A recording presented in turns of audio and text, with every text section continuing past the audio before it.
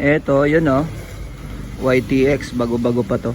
Pero nagwa-wild dahil to sa kable ng accelerator eh. Ayun ko. Tingnan nyo, papanda rin natin. Nagwa-wild. Start. Pag niliko mo rito, nagwa-wild. Oh. Pag binalik mo, normal. Pag sa kaliwa naman, medyo okay lang. Pag sa kanan, malakas.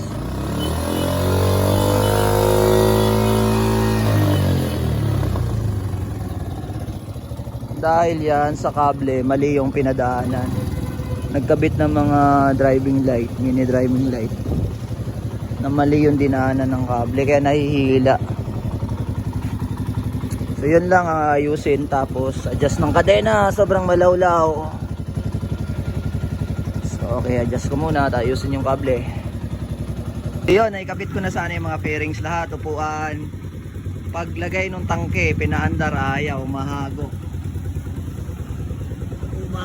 Eto tol, may tinignan ako dito. Karburador, so chinek ko yung karburador. Meron ako nakitang hose na biyak, pero wala naman pala siyang kinalaman dahil parang papunta lang siya dito sa likod. Ito yung karugtong, baliktarin ko na lang to tol. Ito, wala namang biyak kasi. So hugutin ko. Ayan, ito yung biyak. Dito na lang to sa singawan yung biyak. Ayan o. So isusuksok ko sa loob ng buo. Dito po yan nakakonek eh, doon. Pero wala siyang kinalaman tol, kasi nung nag-drain ako ng gasolina mo, ayun, umayos ng andar. Loko tong nakaikot yata ng tubig eh. Gano'n.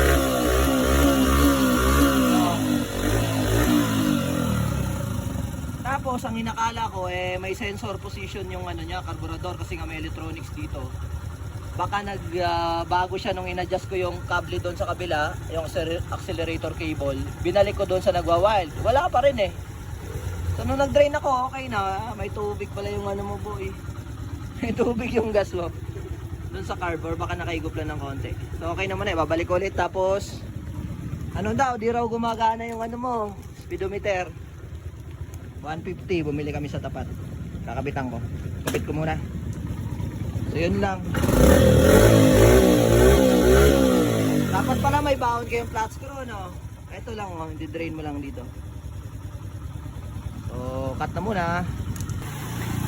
Kalas lahat para ma-access yung accelerator wire. Start, wala nang wild to.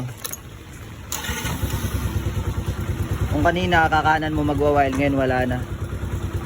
Yan. Ayun yung kable na ano,